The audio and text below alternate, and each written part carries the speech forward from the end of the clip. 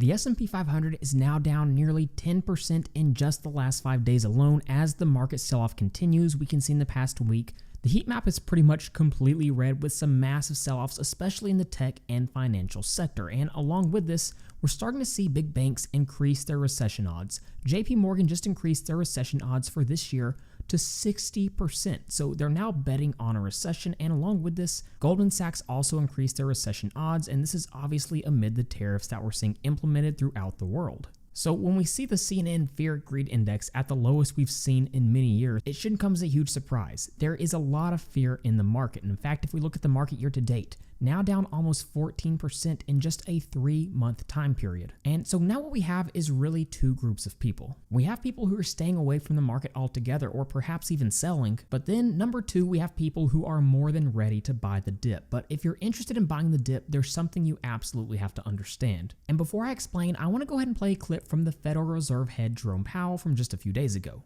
While uncertainty is high and downside risks have risen, the economy is still in a good place.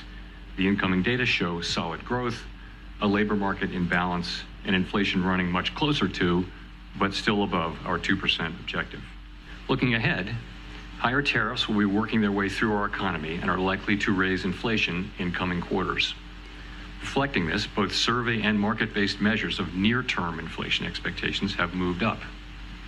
By most measures, longer-term inflation expectations, those beyond just the next few years, remain well anchored and consistent with our 2% inflation goal. So according to Jerome Powell and the information and data that he's looking at the Federal Reserve, yes, inflation might spike in the short term due to the tariffs, but he's still confident in the long-term outlook of the economy. This is an important note to make. Nobody knows what's going to happen over the next 1 to 3 to 6 months. So if you bought the dip in the last few days hoping to see a quick return, it's possible, but I wouldn't count on it. But if you bought quality stocks that are going to be around for a long time and are going to grow their free cash flow for the foreseeable future, and you are able to do it at good valuations, then I think you're going to like the results. Now, to be completely transparent like always, if we look at my current portfolio value, it's dropped all the way down to $190,232 when at its peak just a few months ago, it was close to around $216,000 to $218,000. So we're talking about over a $25,000 decline. But here's what's funny about this like always. If we look at my dividend dashboard, we can see my expected yearly dividend income hasn't declined any whatsoever. In fact, I can now reinvest dividends at lower prices, which will get me more shares, in turn providing me even more dividend income. And as we've seen the market sell off over the past few days, I, like many people, have actually added capital to 3 positions in my portfolio. Now, everywhere we look right now, we see stocks selling off, and we don't know how much longer they're going to sell off, so cash management is prudent in this situation. But what's interesting is when we see market-wide sell-offs, and I was talking about this on Twitter just the other day, when we see market-wide sell-offs due to certain reasons, exactly like tariffs, do we really think that a stock like Apple and a stock like Vici Properties, the real estate investment trust, are going to both be impacted the same way by tariffs? And the answer is obviously no. But despite this, we're seeing both of these stocks sell off pretty heavily. Think about it. Apple's a stock that manufactures the vast majority of its products in China, and its customer base is all over the world. Meanwhile, Vici Properties really just owns real estate in the United States. Now, this is an important distinction to make because this means the market is not selling off intelligently, and this is what creates massive opportunities. So when we look at Vici Properties in just the last 5 days, down by about 7.71%. But we have to ask ourselves, yes, the market is selling off due to these tariffs, but how exactly is Vici Properties impacted by tariffs, if at all? Well, this is why it's so important to actually understand the business that you're looking at. Most people argue that tariffs in the short term can create inflation. So is that a threat for Vici? Well, one of the things we have to understand about Vici Properties is they have industry-leading CPI protection, meaning they basically have inflation protection baked into their leases. And right now it's with about 42% of their contracts. By 2035, it's projected to be around 90%. So inflation is not nearly as much of a threat to Vici Properties. What we also have to understand right now is how are interest rates changing. And what we can see at the start of the year, the 10-year US Treasury was climbing closer to about 5%.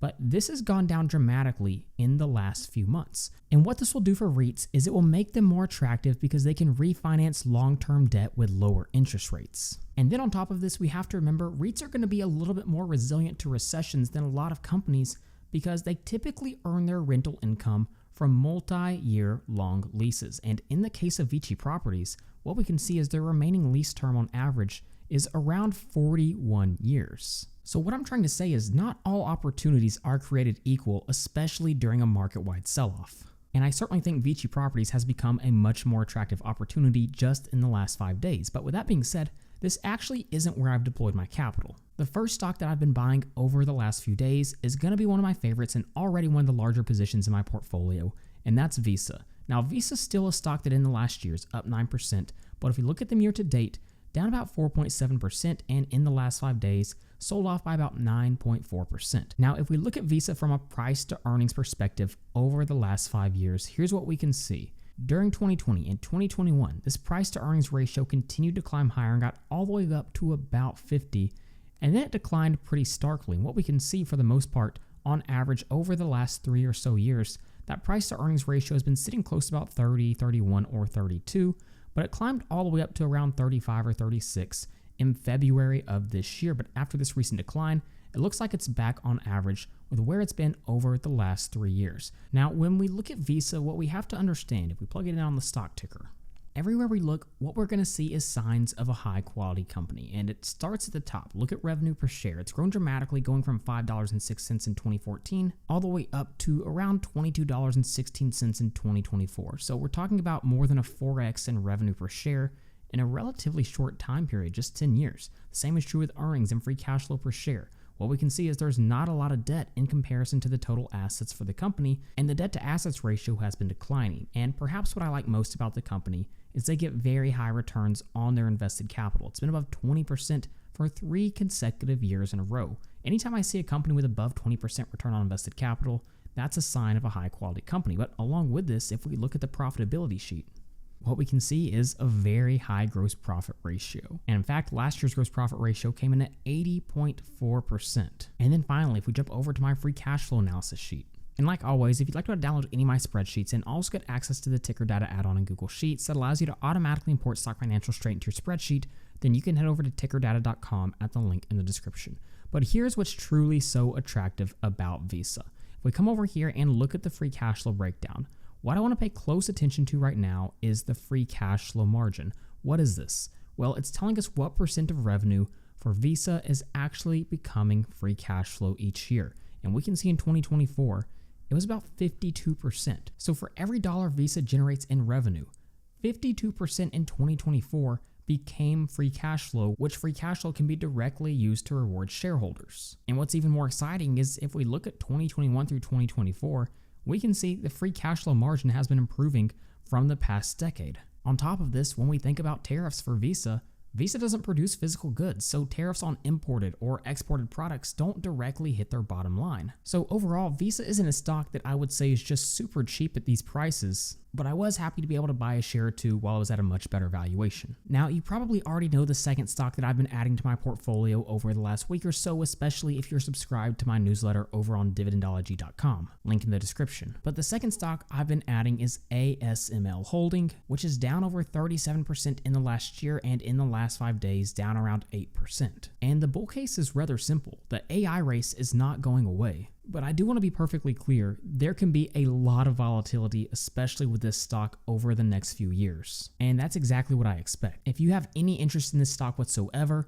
I'd encourage you not to buy it unless you're going to hold it for at least around 7 to 8 years. Now, what we can see for ASML Holding, when we look at earnings estimates from a handful of analysts, earnings are projected to explode, especially in the next 3 to 4 years, and especially through 2030. I mean, we're talking about 20 to 30% earnings growth pretty much year over year. So demand for what they offer is absolutely exploding, and they're pretty much a monopoly in their sector. Along with this, again, I was talking about this over on my newsletter, dividendology.com, but look at what they told us in their investor key message recently.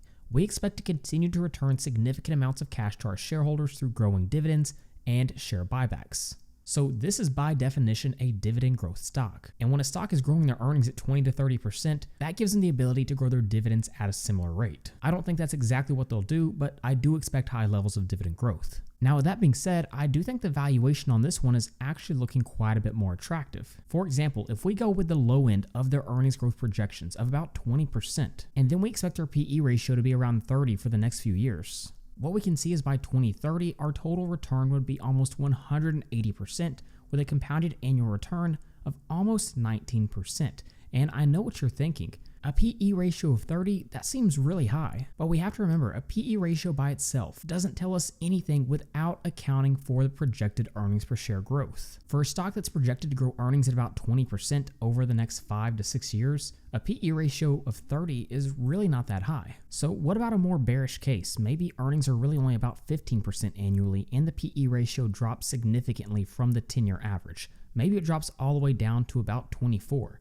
Well, we can still see the compounded annual return by 2030 would still be about 9.61%, which is really outperforming the average historic norm still. So again, I want to be perfectly clear. There can be a lot of volatility with the price movement on this one, especially in the next couple of years. I wouldn't at all be surprised if we saw another significant decline. But with that being said, I like the long-term prospects. And then finally, I could not help myself. I had to add more shares of the Schwab US Dividend Equity ETF, SCHD. Now in the last 5 days, it's sold off by 10%, which now gives it a trailing 12-month yield of above 4%, 4.11%. Now, there's been a lot of news coming from SCHD recently with their huge dividend hike, along with their annual reconstitution. And just to put their recent dividend hike into perspective, what we can see is their Q1 2024 dividend payout was about 20.37 cents. The 2025 Q1 dividend payout came in at 24.88 cents, which was over 22% year-over-year growth. That is a huge dividend hike. And what we can see is since inception of this fund, the annual dividend growth has been about 11.5 to 11.6%, while the average yearly dividend growth since 2018 is above 13%. So if you're someone looking to one day live off dividends and trying to buy dividend growth stocks, this ETF is a great place to start. Now, with that being said, they did just undergo their annual reconstitution where they made some pretty big changes, and I was able to compile the data of all the additions and all the removals in the fund, and I put some quick notes together. If we go ahead and zoom in, here's what we can see. Again, they added 20 new stocks and removed 17 from the fund, and a lot of financial service stocks were removed. Now, keep in mind, this is all done by an algorithm. SCHD has a set of rules that it follows every single year during this reconstitution, so there is no humans deciding what stocks were added and what were removed. But what's interesting is we saw a lot more energy stocks added than normal. We saw more consumer defensive. Now, what we can see out of the stocks that were added, they had a slightly higher payout ratio than the removals. They also had a slightly lower starting yield than the removals. But what we can see is they had a fairly higher dividend growth rate over the last 5 years compared to the removals. So right now, this fund is a pretty incredible combination of a high starting dividend yield, especially with the recent sell-off, combined with phenomenal dividend growth. So as someone looking to one day live off dividends, this market sell-off is purely an opportunity. But go ahead and let me know where you see the opportunities right now. And like always, if you'd like to be able to download any of my spreadsheets like the one you see here and also get access to the ticker data add-on in Google Sheets that allows you to automatically import stock financials straight into your spreadsheet, then you can head over to tickerdata.com at the link in the description. So with all that being said, thank you guys so much for watching, and please don't forget to like and subscribe to the channel.